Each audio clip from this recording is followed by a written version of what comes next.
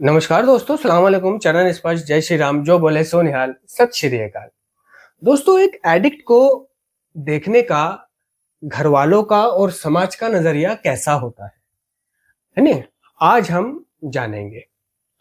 यानी कि हम जानेंगे कि नेगेटिव एटीट्यूड्स, ठीक है ना। एटीट्यूड्स घमंड को नहीं बोलते, एटीट्यूड्स या दिखावा करने को नहीं बोलते कि जैसे आजकल बोल देते हैं भाई बहुत घमंड है इसमें, बहुत एटीट्यूड दिखा रहा है, ठीक है ना, और बहुत एटीट्यूड झाड़ रहा है। नहीं, हम बात कर रहे हैं यहाँ नेगेटिव एटीट्यूड्स, यानी कि एटीट्यूड्स बोलते हैं नकारात्मक रवैये को, ठीक है, नकारात्मक मनोवृत्ति को, बुरी सोच को, या फिर नकारात्मक व्यवहार को, ठीक है।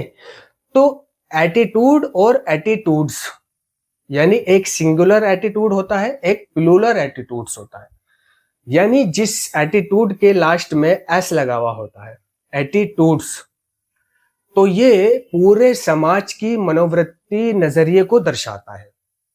और जिसमें एस लगा हुआ नहीं होता, ये सिर्फ किसी एक खास व्यक्ति के निजी या व्यक्तिगत रवैये नजरिए को दर्शाता है।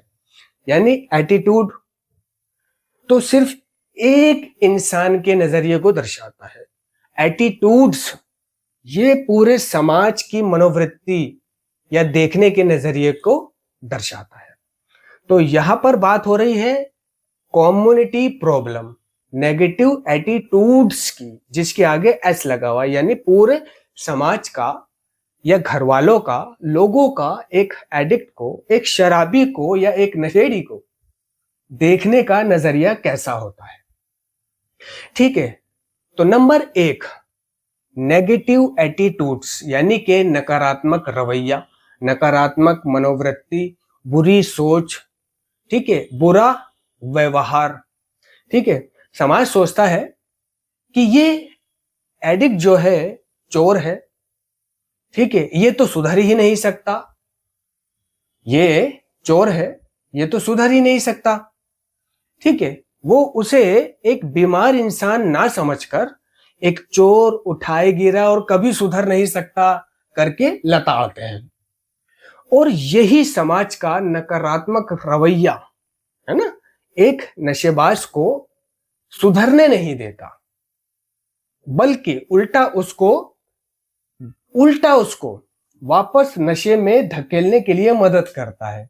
यानी परिवार का नजरिया जब ऐसा हो जाए कि ये तो सुधर ही नहीं सकता, ये तो चोर है, ठीक है, और जब समाज ये कहने लगे ये तो उठाए गिरा है, ये तो चोर है, ये तो बदतमीज है, ठीक है ना, और बीमार ना समझे उसको, बीमार ना समझे, बस उसकी मनमर्जी और हरामगर्दी समझे, तो ये हरकतें, ये नजरिया परिवार का या समाज का, यार दोस्तों का, बिरादरी का, एक नशेड़ी को और ज्यादा नशा करने पर मजबूर करता है या और ज्यादा नशे की तरफ धकेलता है, ठीक है।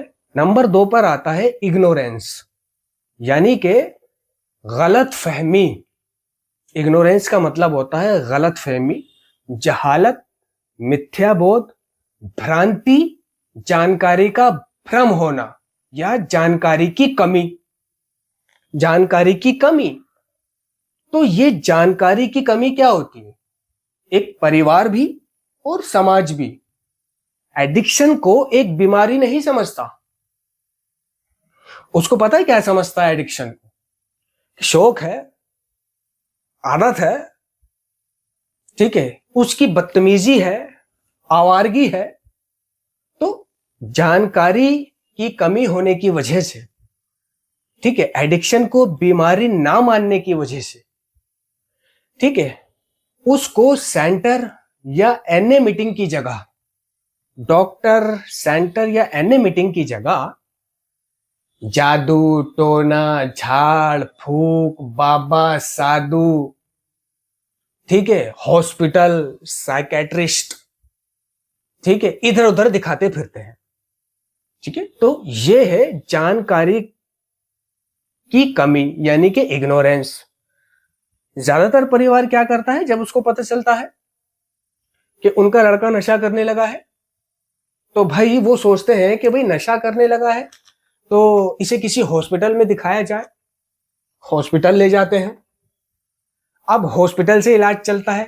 जिस हॉस्पिटल में ले जाते हैं, जिस डॉक्टर के पास ले जाते हैं, नंबर 1 गलत हॉस्पिटल ले गए, गलत डॉक्टर के पास ले गए। यानी एक नॉर्मल डॉक्टर के पास ले गए, फिजिशियन के पास ले गए कि भाई ये नशा करता है। अब फिजिशियन ये नहीं कहेगा कि भाई ये जो नशा करता है ये एक बीमारी है, ये कोई आदत या शौक नहीं है जिसे छुड़वाया जा सके दवाइयों से, ठीक है। जबकि उस फिजिशियन को एडिक्शन की जानकारी नहीं होती इतनी, यानी जमीनी हकीकत जो एक एडिक्ट को होती है जानकारी ना नशे की, उतना उस फिजिशियन को नहीं होती, क्योंकि वो फिजिशियन एडिक्ट नहीं रहा था। अगर वो एडिक्ट रहा होता तो डॉक्टर कहां से बन जाता।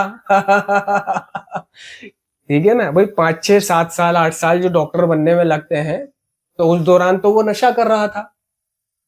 तो वो अपने थोड़े बहुत तजुर्बे के आधार पर, एक्सपीरियंस के आधार पर, और एक कस्टमर उसके पास चल के आया है की वजह से वो जो भी दवाई उसके समझ में आती है और थोड़ा बहुत समझाना, बेटा बुरी बात है, गलत बात है, इसको घर में रखना, बाहर मत जाने देना, ठीक है, दोस्तों में ना जाए, ये दवाइयां खिलाना इसको। अब परिवार वैसा भी करके देखता है, बात नहीं बनती, ठीक है। फिर परिवार को पता चलता है कि भाई हमें साइकेट्रिस्ट डॉक्टर को दिखाना चाहिए था। हम चले गए फिजिशियन के पास। अब वो साइकेट्रिस्ट के पास जाते हैं कि भाई दिमाग वाले के पास जाओ। अब दिमाग वाला क्या काम करता है? साइकेट्रिस्ट वो अपना इलाज करता है, वो भी दवाइयां और कुछ उपाय बताता है माँ बाप को कि भाई ऐसे करना, बाथरूम में जाए तो ध्यान रखना ज्यादा टाइम ना लगाए, ठीक है, बाहर ना जाए, कोई यार दोस्त इसके पास ना आए, ये ना जाए, दवाई टाइम पे खाए, ऐसा ना हो दिखाने के लिए दवाई खा रहा हो और बाद में फेंक दे, ठीक है ना, थोड़ा ये खिलाओ वो पिलाओ और ये दवाई खिलाओ। परिवार वैसा भी करता है, ठीक है ना। अब एडिक्ट क्या करता है? उससे भी नहीं मानता, क्योंकि वो तो दवाइयों के ऊपर नशा करता है और अपने किसी दोस्त को भेजकर घर पे ही नशा मंगवा लेता है, घर वालों को पता भी नहीं चलता। एडिक्ट तो 7 तालों में भी नशा कर लेता है ना, ठीक है ना। तो जिसे छोड़ना ही नहीं है वो नहीं छोड़ता। अब क्या कहते हैं कि भाई साइकेट्रिस्ट के इलाज से भी ठीक नहीं हुआ तो बाबा के पास चले जाते हैं। कोई कहता है कि बाबा है एक बहुत बढ़िया, अजमल खान, बाबा अजमल खान, उनके पास ले जाओ, वो बहुत अच्छा इलाज करते हैं। तो बाबा के पास ले जाते हैं। अब बाबा अजमल खान भी उनसे कुछ पैसे बना लेते हैं। फिर साधु के पास ले जाओ, वो साधु के पास ले जाते हैं, है ना। जादू टोना करने वाले के पास ले जाओ, जी मौलवी साहब, पंडित जी, इसका एक तावीज बना दो, ये बहुत नशा करता है, कोई तावीज दे दो जो हम इसके बांध दें, कोई इमाम जामिन बांध दे जिससे ये नशा छोड़ दे। तो वो भी अपने अपने पैसे बना लेते हैं, यानी कि नशा छुड़वाए 3 दिन में उनके पास चले जाते हैं, ठीक है ना। और वो जो टीवी पर ऐड आते हैं, ठीक है ना, ये भाई एडिक्शन किलर, ये दवाई पानी में मिला के दो, खाने में मिला के दो। भाई मेरा पति बहुत दवाई नशा करता था, मैंने अब पानी में मिला के खिला दी, उसने नशा छोड़ दिया।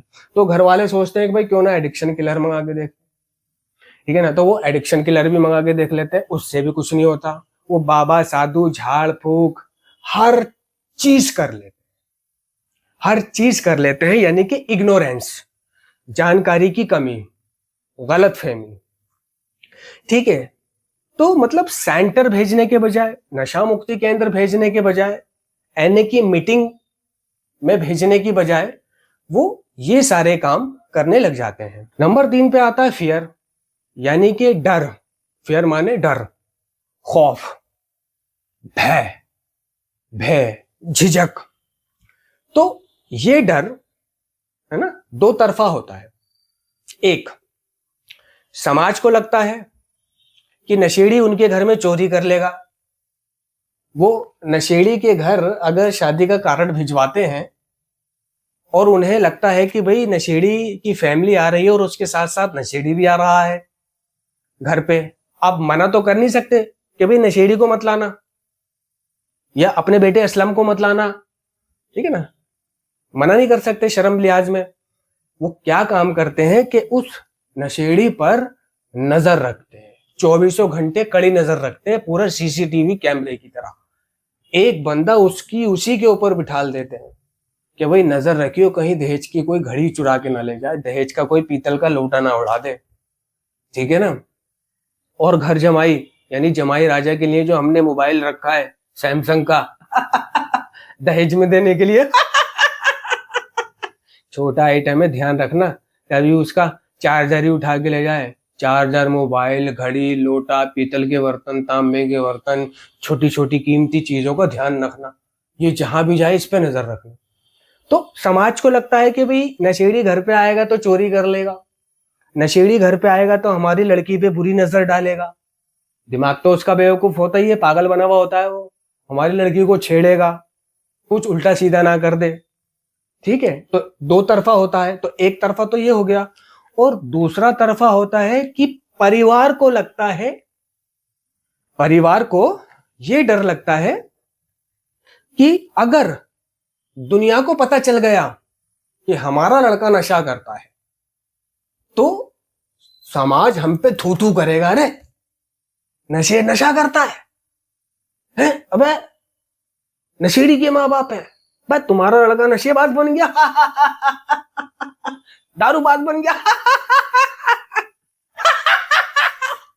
तो वो सोचते हैं कि भाई दुश्मन को पता चलेगा तो दुश्मन खुश होगा, ठहाके लगाएगा, ठीक है ना, और दुनिया हम पे थू थू करेगी, है ना। तो वो अपनी इज्जत की वजह से, नाक की वजह से, नाक बचाने की वजह से, ठीक है ना, समाज में इज्जत खराब ना हो जाए, चाहे नशेड़ी पी पी के मर जाए, नहीं चिंता।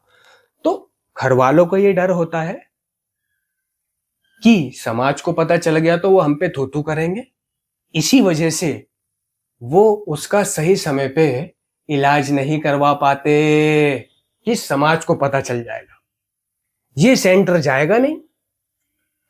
और अगर हम सेंटर वालों को बुलाते हैं तो अड़ोसी पड़ोसी को पता चलेगा जब गाड़ी आएगी तो, और सारे पड़ोसी रात भर बाहर ही बैठे रहते हैं, बाहर ही बातें करते रहते हैं, पूरी गली भरी रहती है रात भर। किस वक्त बुलाएं गाड़ी वाले को, जिस वक्त भी बुलाएं उसी वक्त हर कोई देखेगा, सबको पता चलेगा भाई ये नशा मुक्ति केंद्र की गाड़ी है, ठीक है। तो समाज हमारे बारे में क्या सोचेगा, तो ये फियर है उसको। वो ये नहीं देख रहे, वो ये नहीं देख रहे कि वो पी के मर जाएगा, कब्र में चला जाएगा, लकड़ियों में चला जाएगा, है ना, हमारा क्या होगा, उसके बीवी बच्चे हैं तो उनका क्या होगा, भाई बहन कैसे बर्दाश्त करेंगे, नहीं, बस समाज में नाक ना कट जाए। तो इस वजह से बहुत सा परिवार नशेड़ी का सही समय पे इलाज नहीं करवा पाता, समझ रहे हो दोस्तों। और नंबर 4 पर आता है मिसअंडरस्टैंडिंग, यानी कि गलतफहमी, मिथ्याबोध, गलतफहमी, मिथ्याबोध, ठीक है ना। तो क्या गलतफहमी होती है, कम्युनिटी प्रॉब्लम, समाज और परिवार को, कि भाई शराब या नशा तो छोड़ा जा सकता है, ठीक है। परिवार कहता है, यानी पिता कहता है, पिता नशेड़ी का, कि भाई मैं भी पीता था, बचपन में मैं भी पीता था, ठीक है, मगर मैंने साल भर पिया और फिर एक दिन मैंने सोचा भाई किस चक्कर में पड़ रहा है, छोड़ दे, है? तो मैंने एक दिन ठान ली ये पीना नहीं है जी, और मैं घर में बैठ गया और भाई मैंने खाया पिया, नहाया धोया, टीवी टावी देखा और काम वाम पे गया और छोड़ दी, मैंने हाथ ही नहीं लगाया उस दिन से, ठीक है। ये परिवार का नजरिया है। समाज सोचता है कि एडिक्शन, यानी जो इसको एडिक्शन है शराबखोरी का, नशाखोरी का, स्मैक का और चीजों का, ये कोई बीमारी नहीं है, यानी कि एडिक्शन एक शारीरिक, मानसिक और आध्यात्मिक लाइलाज बीमारी है। ये सिर्फ हमें पता है अपने अंतर्मन में, समाज को नहीं पता। यहां तक के 100 में से 80% डॉक्टरों को नहीं पता कि एडिक्शन एक शारीरिक, मानसिक और आध्यात्मिक लाइलाज बीमारी है। हमारा अनुभव कहता है कि हमारी बीमारी किसी दवाई से ठीक नहीं हो सकती, इस बीमारी के लिए कोई दवाई खाना व्यर्थ है। मगर 80% डॉक्टर, साइकेट्रिस्ट कहेगा कि हम जो दवाई देंगे वो खिला के दिखाओ, और हम जो कहेंगे वैसा करके दिखाओ, ये नशा छोड़ देगा, गारंटीड। ठीक है, यानी एडिक्शन को बीमारी नहीं समझता समाज। कहता है कि भाई ये तो एक विल पावर का खेल है, ये तो अपनी नफ्स पे काबू होना चाहिए, अपनी इच्छा शक्ति होनी चाहिए, उससे छूट जाता है। बाप कह रहा है कि मैंने छोड़ दिया था। कोई समाज वाला अपनी कहानी बता रहा है कि भाई मैं भी बहुत पीता था, 5-6 महीने पिया मैंने और फिर मैंने छोड़ दिया, मुझे लगा नहीं यार ठीक नहीं है ये चीज है, और मैंने अगले दिन से पीना छोड़ दिया। तो भाई अगले दिन से उसके पीने छोड़ देने की या पिता का अचानक छोड़ देने की वजह क्या थी, ये नहीं पता। मैं बताता हूं वजह क्या थी। पिता एडिक्ट नहीं बना था, उसने पिया सालों तक, मगर एडिक्ट बनने की कगार तक पिया, बना नहीं। और एडिक्ट बनने से पहले उसने छोड़ दी, तो आसानी से घर बैठे छूट गई। समाज वाला जो अपनी कहानी बता रहा है वो भी घर बैठे उसने कैसे छोड़ दी, क्योंकि वो भी सिर्फ एडिक्ट बनने की कगार पे था, बना नहीं था। तो जब तक एक व्यक्ति एडिक्ट नहीं बन जाता, जैसे संजू फिल्म में संजय दत्त का जो रोल निभा रहा होता है रणबीर, जब तक वो एडिक्ट नहीं बन गया तब तक वो छोड़ ही नहीं पाया। यानी एडिक्ट बनने के बाद उससे छूटी, कुछ भी कर लिया उसने, नहीं छूटी। तो एडिक्ट बनने से पहले तक तो छूट जाएगी आसानी से, लेकिन एडिक्ट बनने के बाद फिर नहीं छूटेगी। तो वो जो पिता अपनी कहानी सुना रहा है, यानी मिसअंडरस्टैंडिंग, गलतफहमी, मिथ्याबोध, ठीक है, वो ये नहीं समझ पा रहा कि मैं एडिक्ट नहीं बना था और मेरा बेटा एडिक्ट बन गया है। मैं ढक्कन खोलता था, बंद कर देता था, लेकिन ये ढक्कन खोलता है, बंद नहीं करना आता इसे। न ही समाज जो अपनी कहानी सुना रहा है अपने लड़के की या अपनी, न ही उसको पता कि मैं एडिक्ट नहीं बना था। उन्हें पता ही नहीं है एडिक्ट बनना और ना बनना। वो सोचते हैं मैंने पी और छोड़ दी, बहुत आसान है, इच्छा शक्ति से छूट जाता है, विल पावर से छूट जाता है। जबकि कार्यक्रम कह रहा है साफ साफ कि हमने सिर्फ अपनी इच्छा शक्ति से नशे को बंद करने की कोशिश की। ये कृति लंबे समय तक एक समाधान थी। हमें दिखाई दिया कि सिर्फ इच्छा शक्ति काफी समय तक काम नहीं करती। यानी लोगों ने अपनी इच्छा शक्ति से, एडिक्टों ने छोड़ने की तो कोशिश की, घर बैठे दवाई खा के छोड़ने की कोशिश तो की, मन में ठानकर विल पावर, इच्छा शक्ति से छोड़ने की कोशिश तो की, लेकिन उन्होंने पाया कि वो कुछ ही दिन के लिए छोड़ पाए हैं, और 3-4 दिन के बाद वो फिर चालू हो गए। कोई 5-6 दिन के बाद चालू हो गया, कोई 15 दिन के बाद चालू हो गया, कोई महीने के बाद चालू हो गया। ठीक है ना। तो समाज देखता है कि भाई ये तो अपनी इच्छा शक्ति से छोड़ी जा सकती है, मगर सच्चाई क्या है मैं बताता हूं। सच्चाई ये है कि ये एक दिमागी बीमारी है, बीमारी। और बीमारी भी कैसी कैसी, जानलेवा, बढ़ती हुई, कभी ना खत्म होने वाली, सक्रिय, जारी रहने वाली, वक्त के साथ साथ और बढ़ने वाली। ठीक है, ये एक दिमागी बीमारी है, समझे, जिसका समाधान आध्यात्मिक ढंग का है। यानी जिसका इलाज आध्यात्मिक है। पहले सेंटर, फिर मीटिंग, यह सीधा मीटिंग और कंटिन्यू मीटिंग। धन्यवाद।